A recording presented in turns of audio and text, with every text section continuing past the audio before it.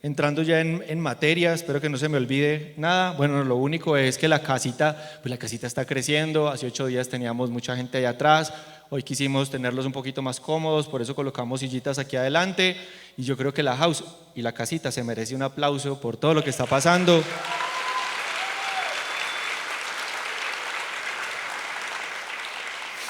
Estamos muy felices. Lo prometido es deuda, mejor acomodados, la pantalla funcionando ahora sí como debe ser. Y sin más, ¿qué tal si entonces empezamos con el mensaje del día de hoy?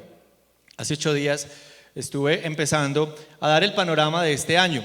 Yo usualmente me tomo unas 2 semanas o 3 a veces para empezar a hablar del tema del año, colocar como un panorama general de todo lo que vamos a estar viendo o lo que creemos por lo menos vamos a estar hablando. Es posible que en medio de este camino hayan cosas que cambien, hayan cosas que pues Dios nos vaya como redireccionando. Esto es como un plano, ¿no? Un plano, un primer bosquejo, por decirlo de alguna manera. Y un bosquejo que yo quiero que tú veas conmigo para que puedas visionar y te puedas conectar con este tema desde ya. Eso no significa que si más adelante llega una persona en medio de esto no lo va a entender, sí lo va a entender y se lo vamos a ayudar a entender. Pero para ustedes que están el día de hoy me parece fundamental y clave podérselos mostrar. Hace 8 días hice la parte 1, hoy voy a concluir con ese panorama y espero que de verdad ustedes puedan conectar con él. Estuvimos hablando, lo primero es de una palabra que para la Biblia es muy importante, que es la palabra halak, ¿verdad? Halak es caminar en la Biblia. Cuando Dios dice caminar en la Biblia, no dice en el verbo que nosotros lo creemos, que es simplemente una acción de mover los pies. No es solamente eso, va mucho más allá, tiene una mayor profundidad. Dice básicamente que es vivir bajo una dirección, una autoridad y un patrón continuo. Son esas 3 condiciones que se cumplen. Cuando Dios te invita a seguirlo, cuando Jesús a seguirte, a seguirlo a Él, cuando Jesús invita a sus discípulos a que lo sigan, Él lo primero que les dice es, síganme, caminen conmigo, vamos a caminar. Y en el versículo que usamos el año pasado también decía, caminen conmigo, miren cómo lo hago y ustedes ya se lo saben. Vamos a ver los ritmos no forzados de la gracia, creo que hemos ahondado mucho allí. Lo que estaba diciendo era, quiero que vivan bajo una dirección, una dirección. Y en la vida hay que tener dirección, necesitamos tener dirección. A veces vamos por la vida y nos subimos en cualquier bus. Y como dice el dicho, el que no sabe para dónde va, cualquier bus le sirve. Y qué tristeza porque todos aquí tenemos un propósito. Aquí no hay nadie que se salve de esa verdad. Esa es una verdad para ti. Tú tienes un propósito de vida. Dios tiene algo específico para ti que no lo tengo yo. Y que es necesario que el mundo lo sepa y que el mundo lo conozca. Que el mundo pueda experimentar ese propósito tuyo. Pero hay veces que o no lo descubrimos o nos negamos a aceptarlo y nos subimos en cualquier buseta. La primera que pasa por ahí. Y necesitamos dirección, necesitamos saber hacia dónde vamos. Lo segundo que nos dice Jesús es bajo una autoridad. Y nos cuesta mucho aceptar la autoridad porque ya lo hemos mencionado, tenemos distorsiones respecto a la autoridad. Esas autoridades que han abusado de nosotros en muchos sentidos, empezando muchas veces por padres de familia, por ejemplo. Eso distorsiona el concepto de autoridad, pero esta autoridad es una autoridad completamente diferente. Y lo último era un patrón continuo, mantenerse. Nosotros en la house somos muy básicos, somos más básicos de lo que cualquiera se puede imaginar. A veces confundimos liviandad con ser básicos. Para nosotros ser básicos es encontrar un método sencillo y repetible. Y así somos nosotros. Somos como una goterita. La fuerza de la goterita o el poder de la goterita no es en la fuerza, el poder de la gotera no está en su fuerza, el poder de la gotera está en su constancia. Y una gota que cae y que cae y que cae y que cae tiene la capacidad de romper. ¿Me pueden ayudar con el micrófono? Creo que tengo problemas. Tiene la capacidad de romper una piedra. De hecho, esa era una forma de tortura en la antigüedad. Colocaban a una persona debajo de una gotera. Y la goterita la colocaban en su cabeza. No podía mover la cabeza. Y la gotera caía. No hay nada peor que uno dormir y escuchar una gotera en el baño, ¿no? Imagínate en la cabeza de uno. Imagínate el nivel. Pero eso habla del poder del permanecer. Tum, una vez más. Tim, una vez más. Tum. A veces nos proponemos cosas que son insostenibles en el tiempo. Y cuando tratamos de hacerla y hacerla y hacerla, hay un momento donde simplemente no se puede. Pero cuando es sencillo, cuando es metódico, cuando es un pequeño paso a la vez en la misma dirección, tiene un poder brutal. Y eso es halak. Esa es la invitación que Dios nos hace, a halakear con Él, pero a halakear con Él con una intención real, porque hay diferentes formas de hacerlo. Y yo les coloqué el ejemplo del gimnasio. Entonces les decía que para poder sacar músculo una persona que va al gimnasio tiene que hacer algo de manera constante, bajo una autoridad o bajo una dirección, ¿no? No se puede ni siquiera, la idea no es que sea solo, pues alguien de pronto lo intentará, pero por algún lado buscará el consejo para saber qué tipo de ejercicio va a hacer. Pero lo ideal es que sea bajo una dirección, bajo una autoridad y un método continuo y llevándolo al fallo o cerca del fallo. Yo me puse a investigar un poquito y dice que una persona que llega ahí tiene el 90% de probabilidades de que su músculo crezca. Obvio, eso está acompañado de otras cosas. Eso está acompañado de otras cosas. ¿Me lo va a pasar? Consígame un por de alimentación, de otras cosas, de descanso, de sueño. Pero si tú duermes bien y tú comes bien, pero no haces ejercicio y no llevas músculo al fallo, adivina qué pasa. Nada. No pasa absolutamente nada.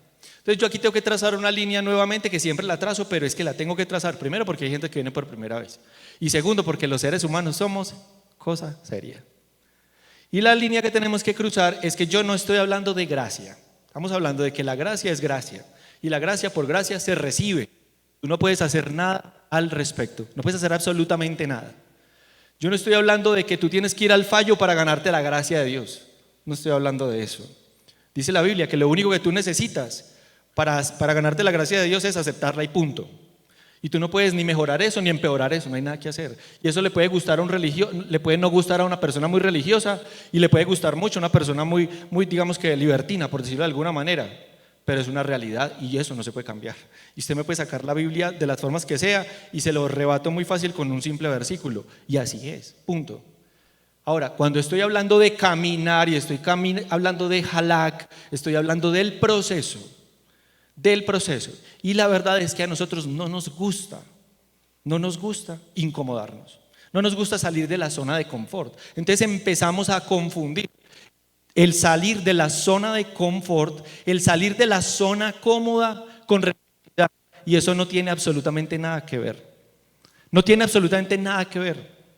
Lo que pasa es que como nos incomoda, entonces decimos, ay, tan religiosos. No estamos hablando de eso. Religiosidad es que yo te ponga a hacer esfuerzos para ganarte el favor de Dios. El favor de Dios es el favor de Dios.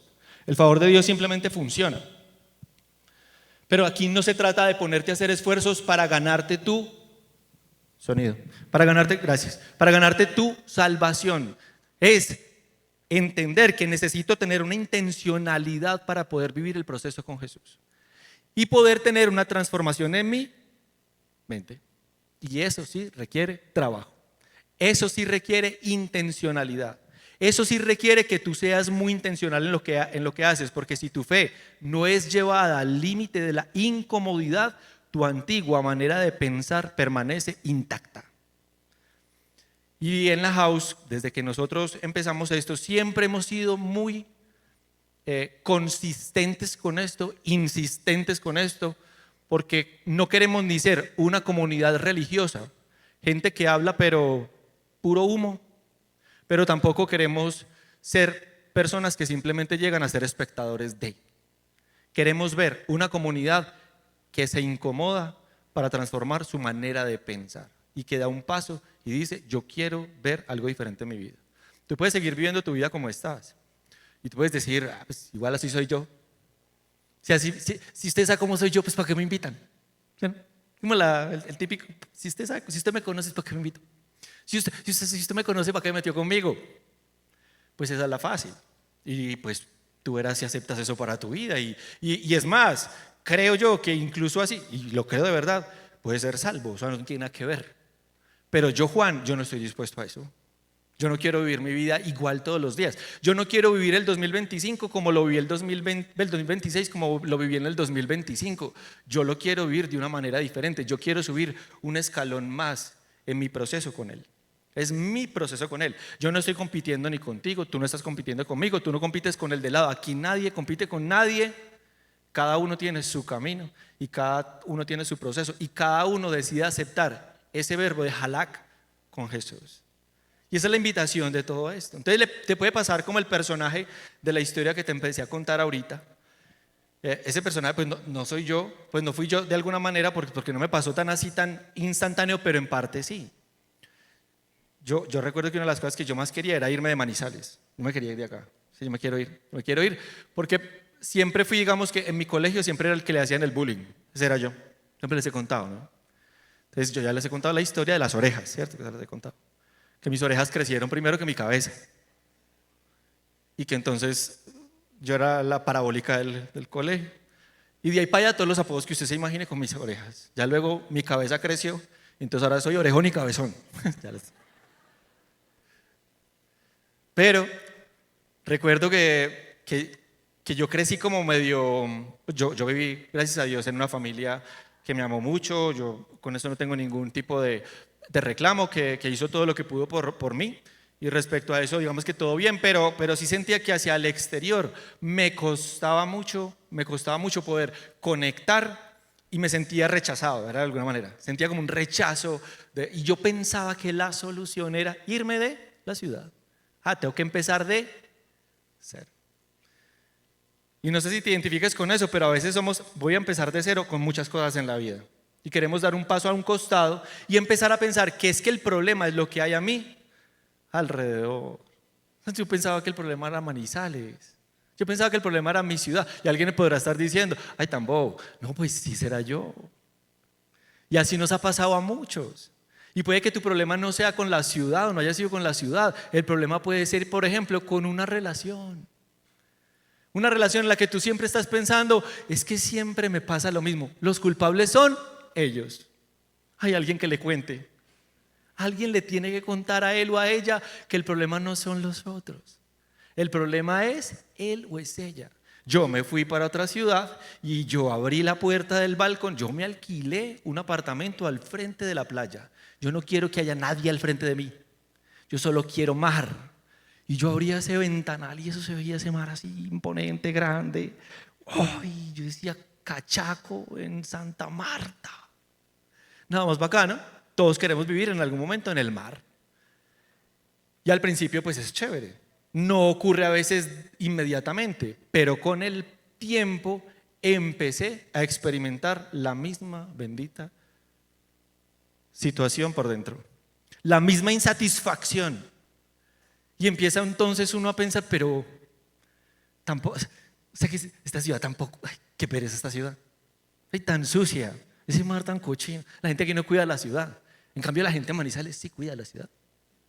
Manizales es que empieza uno entonces a mirar hacia el otro lado porque el pasto siempre es más verde al otro lado del río. Tú siempre piensas que está al otro lado, pero es una jugada de tu mente que te está haciendo creer y haciendo crear excusas de que todo lo que ocurre mal no es por algo que hay dentro de ti, sino que es externo. Entonces te pasa como el tipo de la historia, que no cambias de código mental, sino que cambias solamente de código postal y te vas para otro lugar, te vas para otra relación, te vas para otro trabajo, creas otra empresa, sales del lugar donde estabas para un nuevo código postal y te das cuenta que empiezas a recrear exactamente lo mismo. El vacío que se experimenta ahí es horrible. El vacío que experimentas ahí es horrible porque tú no encuentras solución. Tú creías que habías encontrado la solución. Y con esto no estoy diciendo que no hayan relaciones que en algún momento tengan que concluir. No estoy diciendo eso. Tampoco estoy diciendo que sea malo irse de la ciudad. No estoy diciendo eso. Estoy diciendo eso, que si la solución es cambiar de ciudad para poder satisfacer mi insatisfacción, tengo un serio problema. Tengo un serio problema. El camino, decíamos, no crea la mentalidad, el camino solamente lo revela. Y el paisaje es simplemente un maquillaje de lo que tu corazón no quiso sanar. tienes un nuevo paisaje, lo ves completamente todo nuevo, pero hay algo en tu corazón por dentro que te dice, no lo has sanado. Y hay una historia que a mí me gusta mucho, que la vamos a estudiar un poquito más adelante, pero hoy voy a hacer así como hice, más adelante vamos a estudiar un poquito más la historia de Josué, pero esta historia también la vamos a estudiar un poquito más adelante dentro de estas fases que vamos a ver este año de Mayor que mi realidad es tu verdad, que se encuentra en Lucas 15, versículo 11. Y esta es una historia que está contando Jesús, que yo creo que todos la hemos escuchado en alguna parte. Y es la famosa historia del hijo pródigo, o la historia del hijo perdido. Creo que todos en algún momento la hemos escuchado o la hemos leído. Y miren lo que dice esto para que ustedes puedan conectar con lo que les he hablado y vean que es bíblico. Dice, para ilustrar mejor esa enseñanza, Jesús les contó la siguiente historia. Este es Jesús hablando, este es Jesús contando historias, este es Jesús narrando parábolas, este es Jesús diciéndole a las personas cómo funciona el reino de los cielos, pero las personas no entendiendo porque no habían renovado su manera de pensar. ¿Se acuerdan que se los dije hace 8 días? Marcos 1:15, este es el reino de los cielos, aquí está. Lo que necesitan es transformar su mente. ¿Lo recuerdan? Bueno, aquí él empezó a hablar de parábolas. Él siempre hablaba de por parábolas. Y la gente usualmente quedaba loca. No entendían. Porque el reino de los cielos funciona diferente a cómo funciona nuestro reino. Y la mentalidad de Dios usualmente es contraria a la mentalidad de nosotros. Entonces por eso a veces lo entendemos como en chino.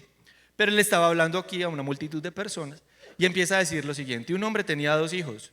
El hijo menor le dijo al padre: quiero la parte de mi herencia ahora, antes de que mueras. Entonces el padre accedió a dividir sus bienes entre sus 2 hijos. Aquí pasaron 5 renglones. Yo dudo mucho que esa historia haya ocurrido en 5 renglones. Por eso siempre les he dicho, me gusta acudir un poco a la imaginación y a recrear un poco la historia de lo que realmente estaba pasando allí. Yo lo que me imagino es un hijo completamente frustrado en su casa. Me imagino un hijo completamente frustrado por las decisiones de su papá. Me imagino un hijo completamente berraco porque su papá le colocaba ciertas restricciones que para él no eran las que él necesitaba, y negándose a aceptar la autoridad de su padre bajo su casa. Su papá marcándole una dirección bajo un patrón continuo de vida, pero él diciendo: yo no quiero estar aquí. Y yo no sé si eso sea valentía, yo no sé si eso sea rebeldía, no sé cómo se llame eso. Se le acerca a su papá y le dice: yo quiero que me entregues la parte que me toca, no vayas a que te mueras y me dejes embalado con mi hermano. Yo después, ¿qué hago para dividir esa plata? Qué pereza los abogados, qué pereza meternos en un lío jurídico. No, papá, ¿sabes qué? Más bien, ay, dame la platica. Yo prefiero la platica de una vez, arreglemos aquí por las buenas. Yo me voy de la casa, mi hermano se queda aquí y yo me voy a invertir la platica que tú has trabajado para mí y que yo sé que algún día tú me vas a dar. Y el papá accede a la petición de su hijo. El papá entendía que todo lo que él había trabajado, asumo que un padre ya muy entrado tal vez en años, asumió que lo adecuado era tal vez darle su herencia. Quién sabe por qué, él tal vez entendía el proceso que su hijo estaba viviendo y decidió entregárselo todo. Y entonces sigue la historia. Pocos días después, el menor empacó sus pertenencias y se mudó a una tierra distante, donde derrochó todo su dinero en una vida desenfrenada. O sea, el hombre cambió su código postal. El hombre se fue para la playa, digámoslo así. El hombre cambió las montañas por la playa, cogió toda la plata que tenía y empezó a gastársela en todo lo que se lo había querido gastar. Yo siempre he colocado el ejemplo del baloto, ¿sí o no? Todos soñamos qué haríamos con el baloto. ¿Usted qué haría con el baloto? Se gana el baloto, ¿usted qué hace con el baloto? ¿En cuánto está el baloto hoy? A ninguno hace el baloto, pues, ay no, pues. Debe haber alguien que lo compró por ahí. Digamos que son, no sé, 30.000 millones de pesos. Yo he visto balotos de 30.000 millones. ¿Qué haría uno con 30.000 millones de pesos? Y alguien, no falta el que siempre ve por el otro lado. Ay, sí, pero el gobierno le quita el 40%. Pues, le puede quitar la mitad, le quedan 15.000. ¿Usted qué hace con 15.000? Usted se puede comprar lo que le haga. No, lo que siempre quiso. Y uno puede hacer las cuentas que quiera. Usted se imagina haciendo la inversión y usted dice: yo compraré. La realidad, y lo hemos hablado muchas veces, es que las estadísticas son claras. El 90% de las personas que se ganan la lotería terminan peor de lo que estaban antes de ganárselas. Esos son números y, como dicen, el dato mata el relato. No hay nada que hacer, no hay nada que hacer. Así funciona. El tipo tenía una mentalidad de escasez tan brutal que apenas vio la cuenta llena de plata, fue y se la gastó toda, y dice más adelante, en prostitutas. Así dice más adelante. en una vida completamente desenfrenada. Derrochó lo que su papá con tanto esfuerzo había trabajado y había cosechado. Y mire lo que la historia continúa diciendo. Al mismo tiempo que se le acabó el dinero, hubo una gran hambruna. Coincidió que no tenía plata y todo estaba mal. Todo se estaba yendo a la porra, las empresas estaban cerrando, los negocios estaban yendo a la quiebra, los empleos estaban reduciéndose. Yo no sé, quiero imaginarme un poquito, como meterle un poquito de imaginación a esto. Hubo una gran hambruna en todo el país y él comenzó a morirse de hambre. Tipo que lo tenía ya todo. Tipo que había experimentado riqueza. Mira, no es lo mismo tener y después no tener a nunca haber tenido nada y no seguir teniendo nada. No, es igual. Alguien podrá decir, pues es lo mismo. No, no es lo mismo. No es lo mismo cuando tú has experimentado ciertas cosas y luego tienes que dar un paso hacia atrás y empezar a vivir en medio de la escasez. Esto es lo que le estaba pasando a este hombre. Convenció entonces a un agricultor local de que lo contratara y el hombre lo envió al campo para que le diera de comer a los marranos. Imagínate. Después de tener el Ferrari último modelo, después de tenerlo absolutamente todo, el de la época, me imagino que era un camello ahí todo bonito, pues yo no sé, marca Ferrari, Casa Verón. Después de tenerlo todo, estaba alimentando marranos. Y yo no tengo ningún problema con la alimentación de los marranos. O sea, yo no estoy denigrando ningún oficio. Culturalmente esto tenía un significado brutal además, que lo vamos a guardar para un poquito más adelante y luego lo van a entender. El problema no es que alimentara marranos. El problema ahí era que después de haber estado donde estaba, terminó alimentando marranos. Son dos cosas completamente diferentes, pero todavía la cosa se puso mucho peor. Es que se puso peor. Dice aquí, el joven llegó a tener tanta hambre que hasta las algarrobas con las que se alimentaban los marranos a los cerdos le parecían buenas para comer, pero nadie le dio nada. O sea, él se quería sentar a la mesa con los marranos. Él quería sentarse a comer con los marranitos.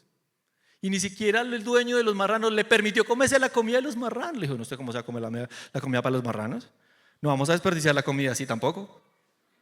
O sea, imagínate en el escenario en el que estaba el personaje este.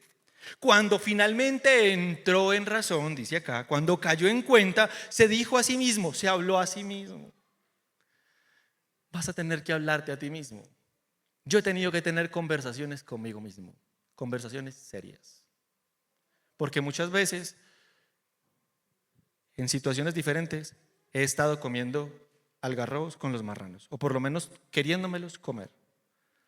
Porque hay cosas que no he querido modificar de mis estructuras mentales, que me siguen haciendo repetir y repetir y repetir patrones y volver a vivir lo mismo y a vivir lo mismo, a vivir lo mismo y querer responsabilizar todo lo que está afuera menos a mí. Y hay momentos donde te tienes que sentar, cuando llegas a lo peor, ahí te tienes que sentar y decirte a ti mismo, mí mismo.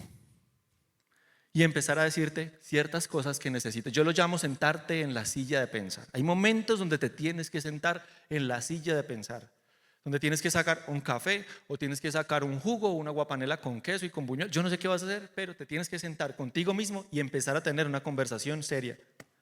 Y a decir, esto no es culpa del mundo. Esto que está pasando no es culpa de los demás. Esto es culpa de... A responsabilizarte de ti, a asumir tu propia responsabilidad. Y eso no nos gusta. Eso es salir de la zona de confort. Eso no es chévere. Y no confundas eso con religiosidad. Eso es verdadera espiritualidad. Eso es la verdadera espiritualidad, es asumir tu responsabilidad. No es culpa de Dios, no es culpa de tu papá porque para qué te tuvo, no es culpa del gobierno porque el gobierno es de izquierda y no es la de derecha, no es culpa de nadie. Ay, Juan, pero sí hay oportunidades. Mira, hay gente que prospera en lo peor y hay gente que no prospera en lo mejor. Es curioso, ¿no has visto? Yo no estoy diciendo que esté bien o mal, no me quiero meter en política, aunque muchos saben mis posturas políticas al respecto, pero más allá de entrar dentro de eso, soy sensato y digo, mi vida no puede depender del político de turno. Yo no puedo responsabilizar al político de turno. Los que saben, mi empresa se fue a pique por decisiones del gobierno actual, se fue a pique y para mí eso económicamente fue y es catastrófico, pero yo no me voy a quedar ahí lamiéndome las heridas. Y yo no me voy a quedar ahí entonces tirando para todo lado y quejándome. Tengo que solucionar. Tengo que buscar una alternativa diferente. Ya sé que este tipo de empresas para mí es un problema. Si cambia de gobierno, ya sé que es un problema. ¿Voy a montar otra? No. O monto otra, depende del gobierno que venga. Pero yo tengo que asumir mi responsabilidad. Estoy siendo claro con lo que quiero decir. Eso es espiritualidad verdadera. Más adelante, mira lo que pasa. El joven cayó en cuenta y entró en razón en sí mismo. Se sentó a conversar con él y dijo: en casa hasta los jornaleros tienen comida de sobra, y aquí estoy yo muriéndome de hambre. Volveré a la casa de mi padre y le diré: Padre, he pecado contra el cielo y he pecado contra ti. Ya no soy digno de que me llames tu hijo. Te ruego que me contrates como tu jornalero. Imagínense la mentalidad de él hasta dónde lo había llevado. La mentalidad de escasez a dónde lo había llevado. Tanto que su mentalidad de escasez lo estaba transformando también en una mentalidad de esclavo. Ya no quería ser hijo, ya quería solamente ser un jornalero. Y le dijo a su papá: por lo menos acéptame como tu trabajador. Ya sé que la embarré. Yo hoy reconozco que me gasté la plata donde no la tenía que gastar. Yo reconozco que tomé decisiones que no debí tomar. Y todas las consecuencias que estoy experimentando son culpa de eso. Yo lo sé, papá, te pido perdón. Pero yo no quiero que veas esta historia como una historia de perdón, porque realmente lo es, sino como un diagnóstico de mentalidad, y que tú te identifiques con alguien acá. Te tienes que identificar con alguien acá. A lo mejor alguien dirá: yo soy el papá. Uy, pues madre, qué pena y todo con usted. Creo que los demás de pronto nos podemos ir identificando con este personaje, pero es que hay uno más, que es todavía incluso más aterrador, porque este cambió de código postal sin cambiar de código mental. Pero uno que se quedó, que dijo: no, yo me quedo acá. Yo de aquí soy leal hasta la muerte. Papá, cuenta conmigo para las que sea. Y se quedó. Entonces mira lo que dice la historia. Sigo. Cuando finalmente entró en razón, se dijo a sí misma: ya pasé por aquí. Entonces regresó a la casa del padre, y cuando lo vio todavía de lejos, su padre lo vio llegar. Lleno de amor y de compasión, corrió hacia su hijo, lo abrazó y lo besó. Esta es la historia de perdón, una historia hermosa. Su hijo le dijo: Padre, he pecado contra el cielo y contra ti, ya no soy digno de que me llames tu hijo. Y el padre le responde. Sin embargo, su padre dijo a los sirvientes: rápido, traigan la mejor túnica que haya en toda la casa, vístanlo, consigan un anillo para su dedo, sandalias para sus pies, maten al ternero que hemos engordado. Tenemos que celebrar este banquete, porque este hijo mío estaba muerto y ahora ha vuelto a la vida, estaba perdido y ahora ha sido encontrado. Entonces comenzó la fiesta. El hijo estaba muerto.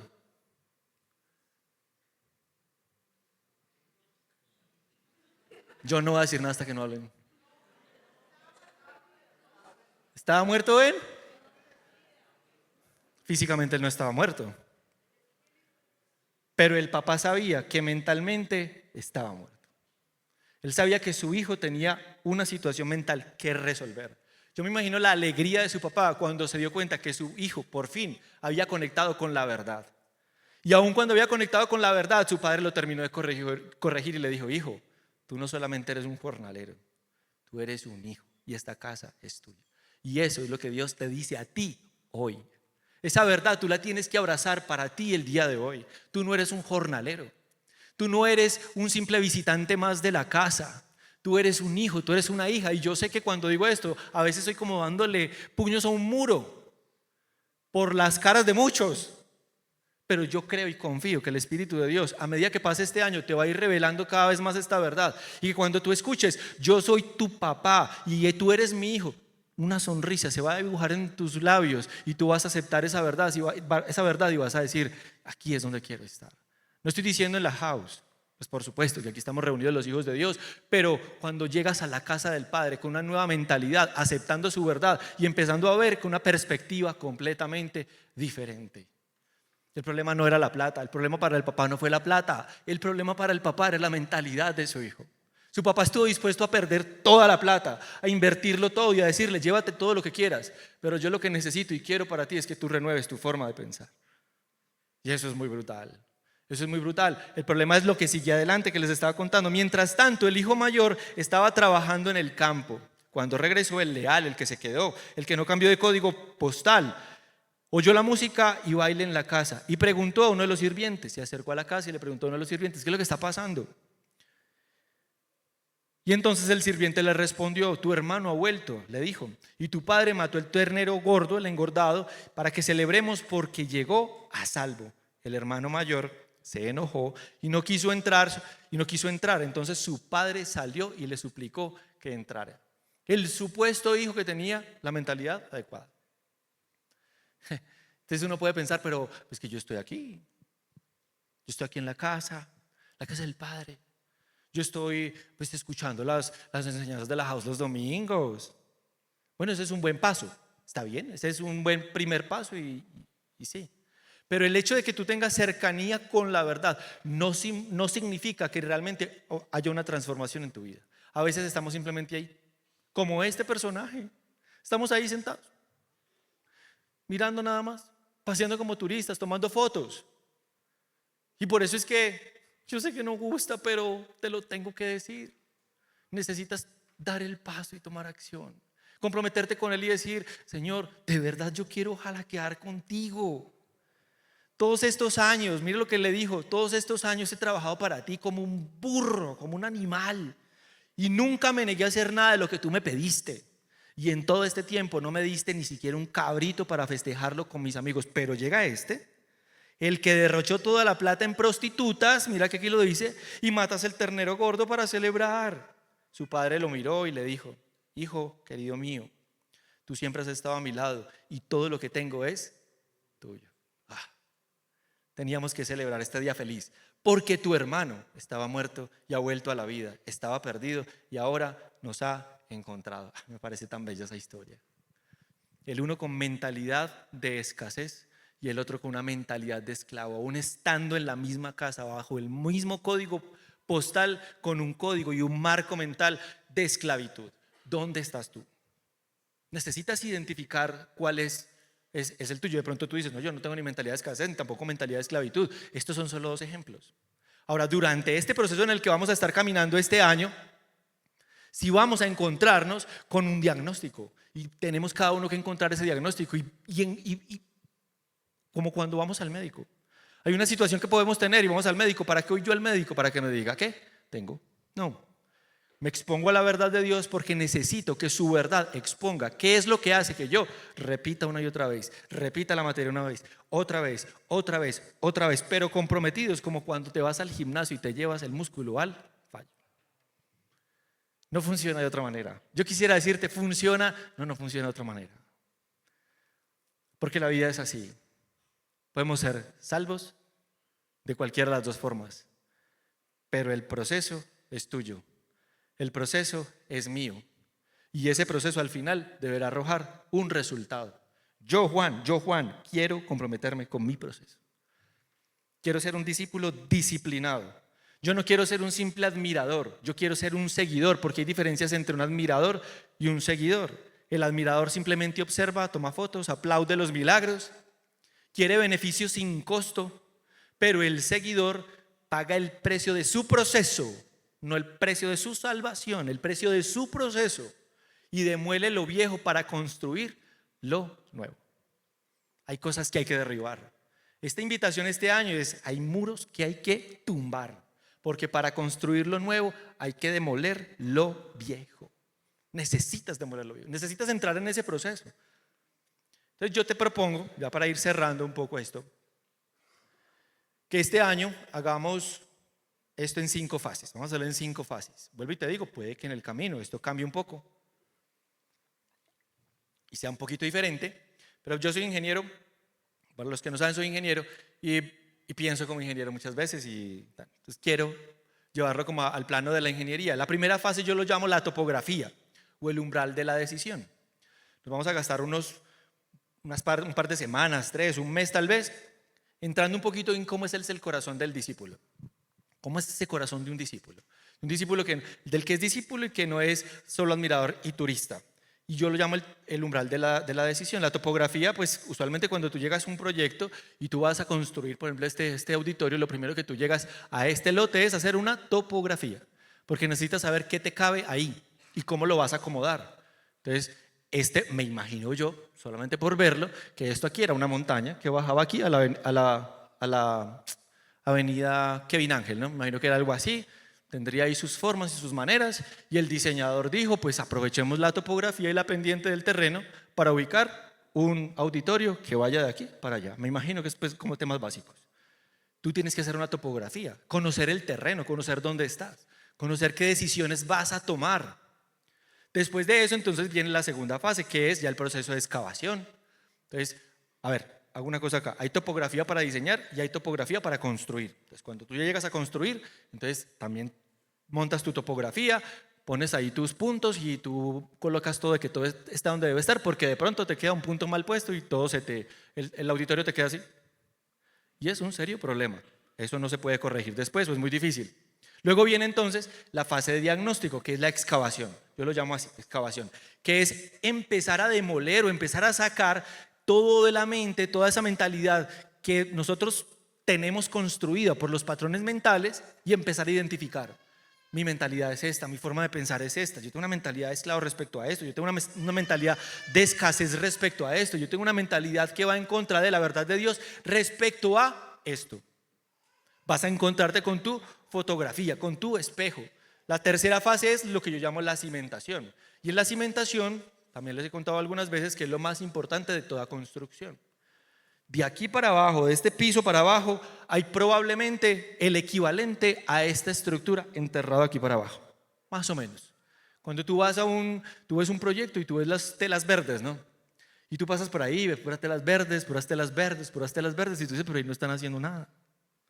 No, sí están haciendo y mucho. Están haciendo lo más importante, están yendo hacia abajo, encontrando la tierra firme, encontrando la roca donde apoyar semejante mole. ¿Tú sabes cuánto pesa esto? Tú pesa todo lo que tú te puedas imaginar. Y el terreno que está aquí debajo lo tiene que soportar. Y para eso se necesita una buena cimentación. ¿Qué es la cimentación en esto? Encontrarnos con las prédicas y enseñanzas de Jesús cuando Él decía y una y otra vez, renueven su mente. Porque el reino de los cielos es. Porque el reino de los cielos es. Vamos a cimentar esto a partir de la óptica de Jesús. Y luego viene la estructura, la construcción de la estructura, que es lo que yo llamo protocolo metanoia. Lo hemos bautizado así. Un protocolo de cambio de mente. Bíblico. Estamos hablando de temas bíblicos, no de temas astrales ni nada de esas cosas. ¿Cómo renuevo la mente desde la óptica de Dios? ¿Cómo empiezo a reconstruir esos marcos mentales que me ayudan a verte a ti, Dios, como mi papá? ¿Cómo empiezo a reconstruir esos marcos mentales que me ayudan a entender que tú eres el Shaddai, que tú eres el Dios todo suficiente y que contigo yo todo lo tengo? ¿Cómo puedo reconocer que tú eres mi Jehová Jireh, que tú eres ese Dios que todo lo puede sanar, que tú eres ese Dios todopoderoso en donde todo lo puede encontrar, que puede sanar mi corazón, que puede sanar mis dolencias, que incluso puede sanar mi enfermedad?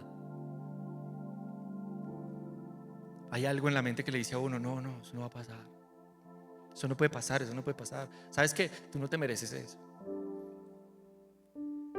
Y yo creo que aquí hay muchas personas que muchas veces hemos luchado con ese pensamiento de inmerecimiento, inmerecedores. No te mereces nada. Tal vez la vida te lo ha dicho, tal vez tu familia te lo ha dicho, tal vez tu pareja te lo ha dicho. Alguien te ha dicho, te mereces eso. Empiezas a emprender, tratas de hacer algo diferente y los que están a tu alrededor te dicen, ¿qué está haciendo eso? ¿Para qué hace eso? Usted nunca le va bien en nada. Venga para acá con nosotros. Quédese aquí conmigo, ven con nosotros. Aquí estamos cómodos, no salgas de ahí. Pero Dios va a empezar a restaurar eso. Y va a empezar a llevarte de esa mentalidad de esclavo a mentalidad de hijo. De mentalidad de escasez a mentalidad de hijo. De mentalidad de insuficiencia a mentalidad de ciudadano del reino de los cielos. Y al final, pues los acabados.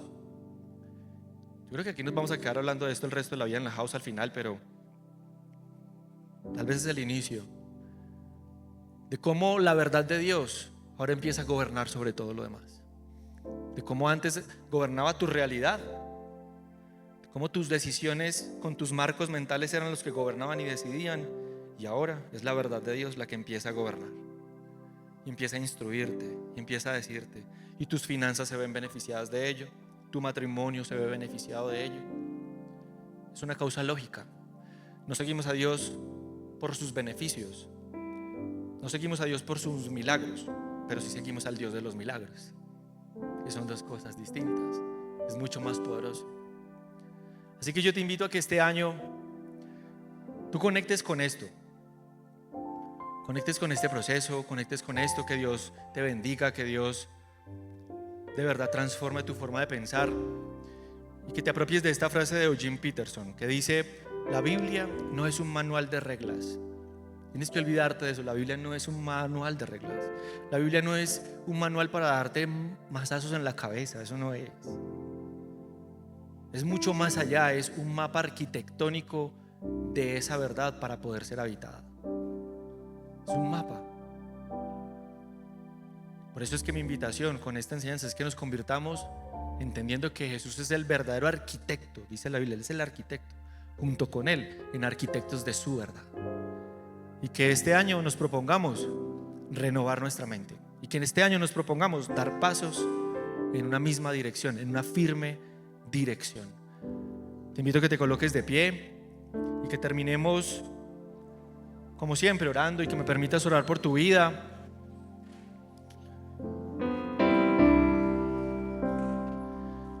Y como dice allí, no pidamos que cambie la realidad, pidámosle que nos cambie la forma de ver, que cambie el lente. Papá, gracias te damos esta mañana, Señor. Gracias te damos, Dios, esta mañana por este mensaje que has querido hablar a nuestros corazones. Gracias, Dios, porque desde ya creemos que nuestra mente se está empezando a renovar. Hay algo que se está transformando en nuestros corazones. Hay algo que se está transformando en lo más profundo de nuestro ser. Algo que por lo menos nos lleva a tomar una decisión en una dirección distinta, o a mantenernos en la dirección que nos propusimos el año pasado, con el buen camino, a dar un pequeño paso bajo tu autoridad, Jesús. Y yo te invito a que ahí donde tú estás, tú hoy puedas aceptar a Jesús no solamente como alguien a quien seguir, sino como tu autoridad. Que hoy le puedas decir: Señor, yo no quiero que tú seas solamente mi Salvador, yo quiero que tú seas mi Señor. Si vienes por primera vez a este lugar, es un buen momento para eso, para que tú le puedas decir hoy: sabes que Jesús, hoy yo te doy la oportunidad en mi vida, yo quiero que tú seas mi Señor. Te reconozco como mi Salvador, pero también como mi Señor. Guíame en este camino. Quiero caminar bajo tu dirección y bajo ese patrón continuo. Quiero seguir tus pasos, Jesús. Y yo creo y estoy seguro que en medio de caminar contigo, simplemente hay algo que va a suceder. Hay algo que va a suceder. Así que ¿qué tal si una vez más declaramos esta canción todos a viva voz? Vamos, dice: